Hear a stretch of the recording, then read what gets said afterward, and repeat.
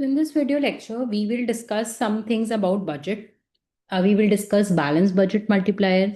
We will also discuss that what happens to the budget when G changes, taxes changes, transfers changes, what causes a budget surplus and what causes a budget deficit. Next, again, we will also discuss the term full employment budget and what it is, why do we need it, and so on.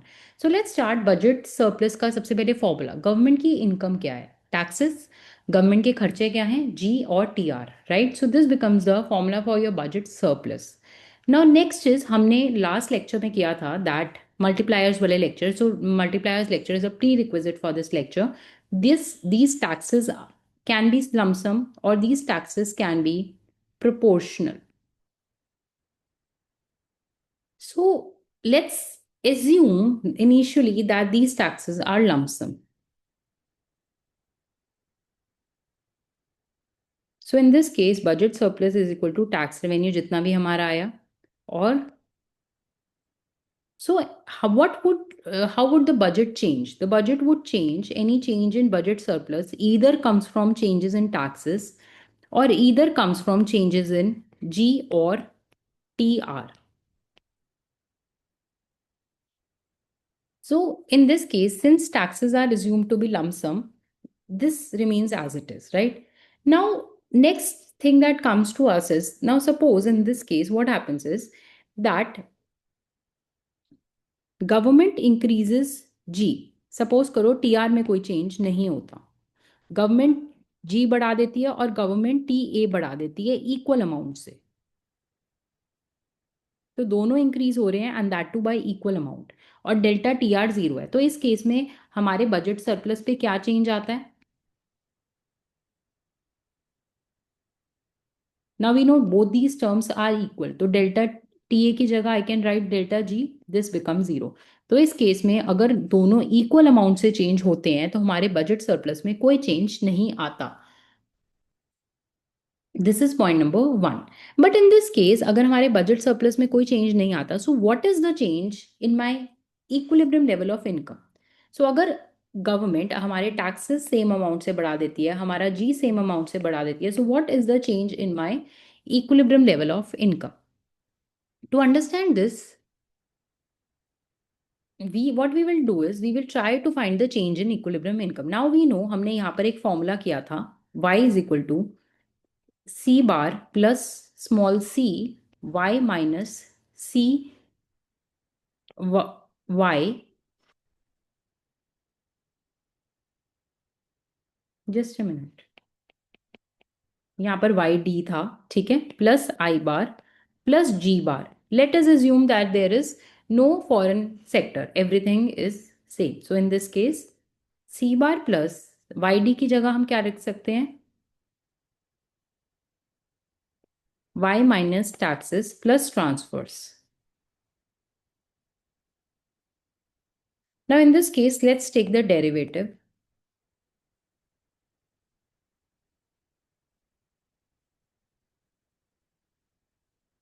C को अगर हम multiply करें, so this is what it becomes.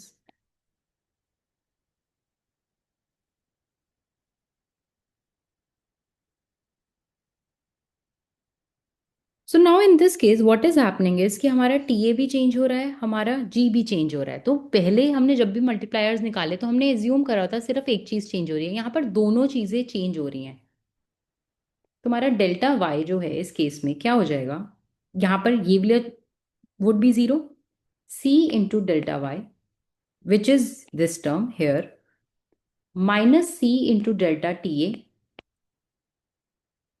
Then ये वाला term जो है हमारा zero हो जाएगा ये वाला टर्म भी हमारा जीरो हो जाएगा plus delta G because taxes are also changing and government expenditure is also changing अब हमें पता है ये दोनों जो हैं वो इक्वल है जब ये दोनों इक्वल है तो let's put this thing in the equation itself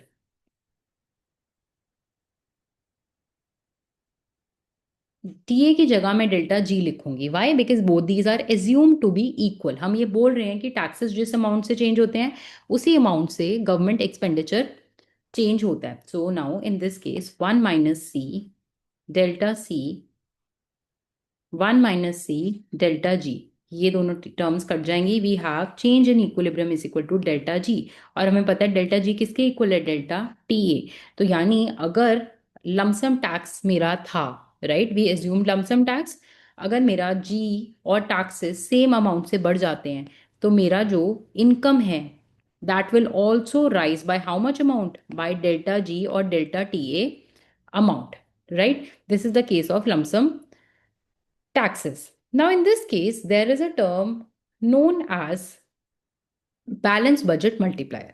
जब हमारा जी और टी इक्वल अमाउंट से बढ़ता है, जिस वजह से हमारा इनकम किस अमाउंट से बढ़ जाता है, इक्वल अमाउंट से, तो हम इसको बोलते हैं balance budget multiplier. Balance budget multiplier is equal to 1। इसका मतलब ये है कि जब हमारा जी और टी इक्वल अमाउंट से बढ़ता है, तो हमारा वाई भी उसी अमाउंट से बढ़ जाता है जितना, जिस अमाउंट से हमने जी और टी बढ़ाया। तो 1 का मीनिंग क्या है, अगर इसमें वाई में क्या चेंज आएगा, due to change in your budget.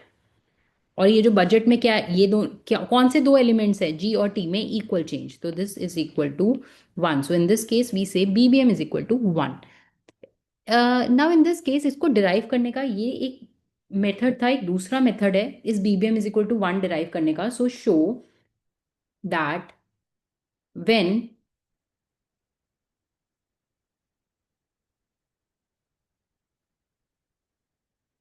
and there is no change in budget surplus, BBM is equal to 1, right? We have to show that BBM is equal to 1 in this case. So also find change in Y, right? अब इस case में हम दूसरा method है, ये वाला जो था ये हमारा एक मेथड नंबर 1 था। नाउ मेथड नंबर 2, ये जो टोटल चेंज है Y में, ये इनकम में चेंज दो वजह से आ रहा है। एक तुम्हारा जी में चेंज हो रहा है ना। अब ये जो टर्म है एक्सपेंडिचर मल्टीप्लायर, ये दिखाता है कि एक यूनिट जी बढ़ने से वाई में कितना चेंज आया। तो ये एक यूनिट चेंज होने से, लेकिन मेरा जी जरूरी थोड़ा ना एक यूनिट से बढ़ रहा है, इनटू डेल्टा जी। फिर उसके बाद टैक्सेस बढ़ने से वाई में कितना चेंज आया, और इनटू टैक्सेस किस अमाउंट से बढ़े। अब हमें पता है कि delta G is equal to delta T A, right. वहां पर what is the expenditure multiplier, this is the case of lump sum taxes, right? So that is why this is the expenditure multiplier, और यहां पर हम delta G करेंगे। अब this is the case of lump sum taxes, so what is your lump sum tax multiplier, minus c, this is your lump sum tax multiplier. For this refer to the video where we derive the multipliers into delta ta। Now in this case we know this is holding true, तो मैं क्या करूंगी, यहां पर जो delta T है उसको delta G के इक्वल लिख दूंगी। तो total change in Y is equal to 1 minus C delta G plus delta G. This becomes, delta G को हम कॉमन ले लेंगे,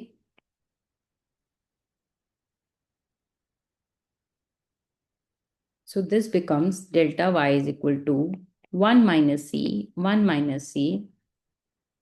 तो हमारा वो जो y में चेंज है that is equal to the change in my g, which is also equal to my change in your taxes. So we say in this case balance budget multiplier is equal to 1.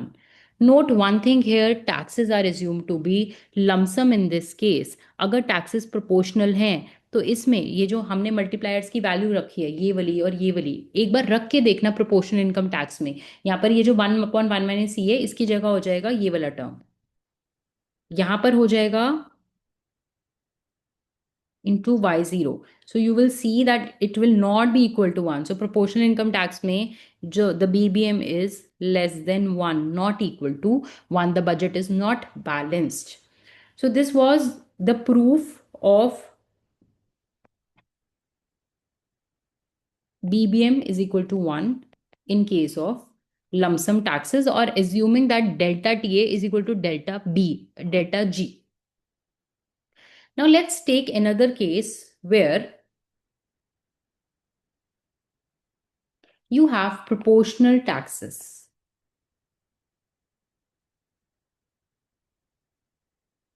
When you have proportional taxes, तो हमारा budget surplus कैसा दिखेगा? TY minus G minus TR. Now in this case taxes की जगह मैंने TY लिख दिया because मेरा टैक्स का nature is proportional in nature. In this case change in budget surplus is equal to.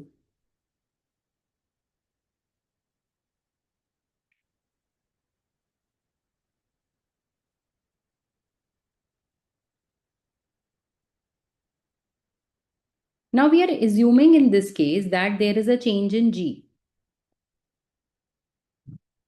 There is no change in TR और हम कुछ टैक्सेस में भी चेंज नहीं कर रहे. तो only thing that changes in G. तो हम इस केस में ये पता लगाना चाहते हैं अगर जी बढ़ेगा या घटेगा तो उस पर बजट सरप्लस पे क्या इफेक्ट होगा. So what we do is we take these entries. हम इसको डिफरेंशिएट करते हैं. देखो अब हमें पता है कि जी के बढ़ने घटने से हमारा जो आउटपुट है उस पे भी चेंज आएगा और आउटपुट पे चेंज आएगा तो this has to be taken as delta Y here. Now in this case what happens is हमें ये भी पता है कि अगर जी बढ़ेगा तो आउटपुट में कितना चेंज आएगा. ये क्या है? ये एक्सपेंडिचर मल्टीप्लायर है in case of a proportional income tax. Right, this is what we derive when we did the multipliers वाला. तो ये delta B S is equal to T. अब यहाँ पर हमें डेल्टा वाई की वैल्यू लिखनी है. डेल्टा वाई की वैल्यू के लिए हम क्या करेंगे, इस डेल्टा जी को इस साइड ले जाएंगे. So this becomes here 1 - C 1 - T and यहाँ पर delta G Y because we have to take this here minus delta G. So delta G को कॉमन ले लेंगे. T upon 1 - C 1 - T -1. So your change in budget surplus as a result of change in this is I took it down. So this would be.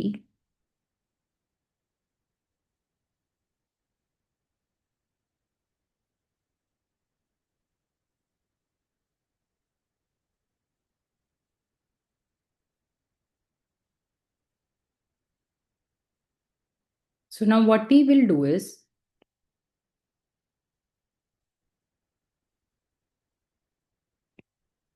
इसको open up कर लेंगे. I am just solving it, nothing fancy. Now if you see यहाँ पर भी T-1 है या 1 - T है तो अब क्या करेंगे, माइनस यहाँ कॉमन ले लेंगे.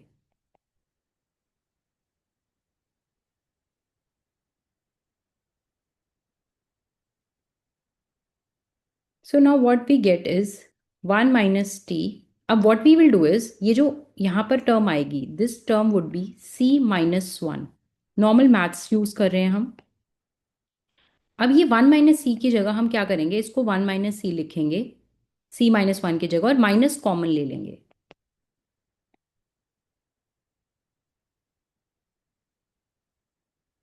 So if you notice this term is coming out to be negative. तो जैसे ही हम जी बढ़ाएंगे बजट सरप्लस मेरा डेफिसिट में चला जाएगा. ऑल दो जी बढ़ने से वाई भी बढ़ेगा लेकिन तब भी my budget surplus would go in deficit. Why there is a negative. तो जी बढ़ने से कितने अमाउंट से बजट सरप्लस कम होगा, इस अमाउंट से कम होगा with a negative sign. Negative Y because it is falling. So now this is one thing. Now other thing is कि अगर हमारे टैक्सेस में चेंज होता है, प्रोपोर्शनल इनकम टैक्सेस में चेंज होता है, हमारा टी बढ़ता है या घटता है तो अब उसके देखो और भी इफेक्ट होते हैं. टी बढ़ने घटने से हमारा वाई भी बढ़ेगा या घटेगा, राइट. अब इस केस में जो इफेक्ट होगा टोटल बजट सरप्लस में वो किसी भी तरह जा सकता है क्योंकि जो टी है वो बढ़ रहा है और वाई कम हो रहा है. तो we do not know the entire effect that will happen on budget surplus in this case. This is point number two. Now, third thing is let's draw this budget surplus. Budget surplus, this is your output. अगर हमारा income या output zero होगा यानी हमारी कुछ भी tax collection नहीं होगी प्रोपोर्शनल इनकम टैक्स के केस में तो हमारा बजट सरप्लस डेफिसिट में होगा इस अमाउंट से. एंड दिस जैसे जैसे इनकम बढ़ेगी मेरा सरप्लस पॉजिटिव में जाएगा. So this line shows this is the equation for budget surplus and this is drawn like this.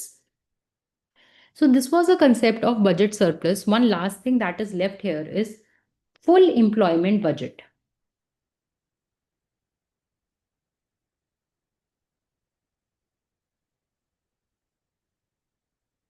Now what happens in case of budget? So एक question से हम full employment budget पे आते हैं. So now we want to predict the direction of fiscal policy. So question is, can budget be used to direct the to decide, you just write here, to decide or to direct the direction of fiscal policy. So इसका meaning ये है कि अगर suppose करो हमें दिखता है कि अब सपोज करो बजट सरप्लस इज, हमें पता है TA-G, TR भी है यहाँ पर. तो अगर हमें ये दिख रहा है कि बजट जो है वो सरप्लस में है, राइट, तो इसका मतलब क्या है कि tax collection is higher than your G. तो इसका मतलब क्या ये है कि गवर्नमेंट एक कॉन्ट्रैक्शनरी पॉलिसी फॉलो कर रही है. कॉन्ट्रैक्शनरी माने वो खर्चा कम कर रही है और टैक्सेस ज्यादा लिवाई कर रही है, right. So is it a contractionary policy.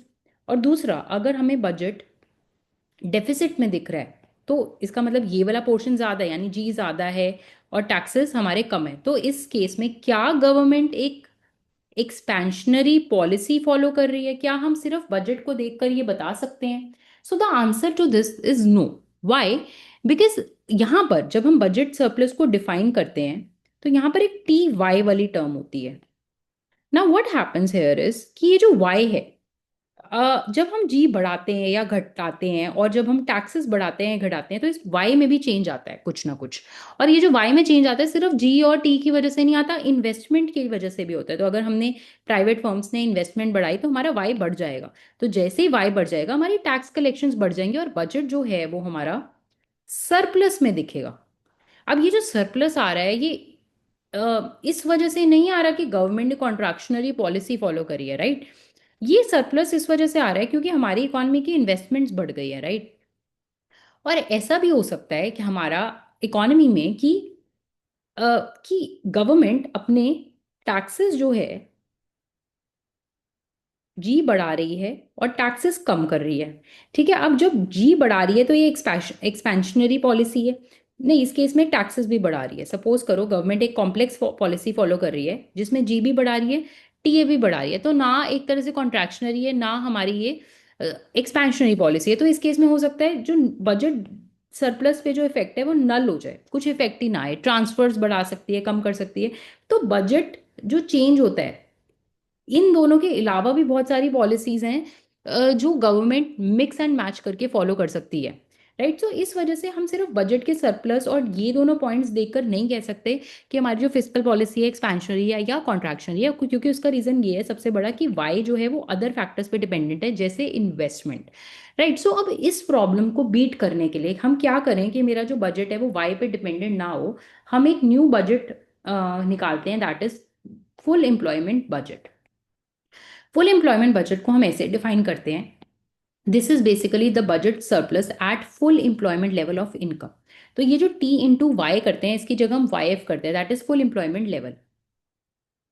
जी और TR सेम रहता है, टैक्स रेट सेम रहता है जो प्रेजेंट है, लेकिन वाई की जगह हम फुल एम्प्लॉयमेंट इनकम लेते हैं. ये हम इसलिए करते हैं क्योंकि हम सिर्फ किस चीज़ का इफेक्ट देखना चाह रहे हैं इकोनॉमी में, टी का, जी का, TR का, ना कि इनकम का. तो इसको हम कहते हैं फुल एम्प्लॉयमेंट बजट. इसको स्ट्रक्चरल बजट भी कहा जाता है. इसको बहुत सारे नाम है, you can check those out. The whole point of this budget is it beats the problem of ये जो साइक्लिकल कंपोनेंट है, यानी कि अगर एक इकोनॉमी रिसेशन पे है, उनकी इन्वेस्टमेंट कम है, तो ये वाई इकोनॉमी का कम होगा तो बजट सरप्लस भी कम हो जाएगा. लेकिन ये जो वाई कम है ये इस वजह से नहीं है कि गवर्नमेंट खर्चा नहीं कर रही, रिसेशन है, खर्चा कर रही है, जी भी बढ़ा रही है, हमारा टैक्स भी कट कर रही है, ठीक है, एक्सपेंशनरी पॉलिसी है. लेकिन इन्वेस्टमेंट इतनी फॉल कर गई है इकोनॉमी में जिससे इनकम फॉल करी है, जिससे बजट डेफिसिट में जा रहा है. It is not just because of this, this is because of extra effect. तो इस एक्स्ट्रा इफेक्ट को हम जब सब्ट्रैक्ट कर रहे हैं तो that is done by full employment budget. और इसको हम कहते हैं, हम जो साइक्लिकल कंपोनेंट है बजट का, फुल एम्प्लॉयमेंट बजट कैलकुलेट करके इसको हटा रहे हैं, ठीक है. अब हम एक फॉर्मूला लिखेंगे. हम क्या करेंगे, फुल एम्प्लॉयमेंट बजट से नॉर्मल बजट सरप्लस को माइनस कर देंगे. अब हमें पता है फुल एम्प्लॉयमेंट बजट कितना है, नॉर्मल बजट कितना है। तो अगर हम देखेंगे तो इसमें आंसर आएगा ये। इसको हम बजट का ये जो ये पोर्शन है, ये वाला, ये जो डिफरेंस आ रहा है, ये सिर्फ इसलिए आ रहा है क्योंकि जो हमारा इकॉनमी है वो फुल एम्प्लॉयमेंट लेवल पे नहीं है। तो ये जो डिफरेंस है इसको हम बोलते हैं साइक्लिकल कंपोनेंट ऑफ बजट। और जब हम बजट सरप्लस की जगह BS स्टार कैलकुलेट करते हैं तो हमें साइक्लिकल कंपोनेंट को एलिमिनेट कर देते हैं। We eliminate this cyclical complement and that hence we have this. तो अब सेकंड क्वेश्चन हमारा पास ये आता है कि अब तो हमने जो वाई से फ्लक्चुएशंस थी वो प्रॉब्लम सॉल्व कर सकती है। So can my BS star that is my full employment budget surplus, can it predict the direction of my fiscal policy? Basically अगर ये बजट सरप्लस फुल एम्प्लॉयमेंट वाला अगर सरप्लस में है तो does that mean contractionary policy? अगर ये negative है तो does that mean expansionary policy? So again the author says कि सिर्फ एक नंबर से हम चीजें प्रिडिक्ट नहीं कर सकते। वाई? ये बजट सरप्लस के अपने लिमिटेशंस है। एक, this is based on full employment level of income. और ये जो full employment level of income है it's just a hypothetical concept. इसको कोई भी इकॉनमी कैसे मेजर करती है ये उस इकोनॉमिस्ट के पॉलिसी मेकर और इकोनॉमिस्ट डिसाइड करते हैं। तो ये कोई हार्ड एंड फास्ट रूल नहीं है कि ये जो उन्होंने कैलकुलेट करा वो सच होगा। सेकेंड पॉइंट, बजट सरप्लस ये जो कैलकुलेट होता है इसमें सिर्फ एक वेरिएबल नहीं है, इसमें सिर्फ जी नहीं है, इसमें जी भी है, टी भी है, ट्रांसफर्स भी है। तो जब हम कह रहे हैं कि सपोज बजट सरप्लस हमारा सरप्लस में है, राइट, तो अब इसका मतलब ये हो सकता है कि हमारा जी तो बढ़ रहा है बहुत ज्यादा अमाउंट से, राइट। तो अगर जी बढ़ता है तो हमारी एक्सपेंशनरी पॉलिसी है। लेकिन हमने क्या करा इस केस में,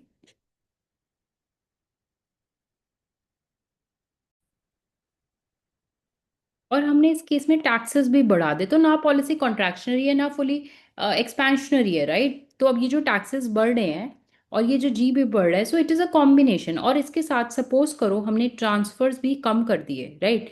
सो इन दिस केस ट्रांसफर्स को कम करना और टैक्सेस को बढ़ाना कॉन्ट्रैक्शनरी है और जी को बढ़ाना एक्सपेंशनरी है। तो सिर्फ ये देखकर कि बजट सरप्लस में है या डेफिसिट में है, we cannot really predict the direction of the fiscal policy. It is a very small, I mean एक सिंगल नंबर है जो तीन वेरिएबल्स हैं जिसमें। तो just by looking at one number we can not do that. Also ऐसा भी हो सकता है कि गवर्नमेंट जी भी बढ़ा रही है और टीए भी बढ़ा रही है और हमारा जो बजट सरप्लस है अनचेंज्ड है। तो जब बजट सरप्लस हम देखते हैं कुछ चेंज ही नहीं है, यानी कि गवर्नमेंट की पॉलिसी कुछ है ही नहीं है, ऐसा तो नहीं है, उसकी एक्सपेंशनरी भी है कॉन्ट्रैक्शनरी भी है, पर वो हम मेजर नहीं कर पा रहे इस नंबर से।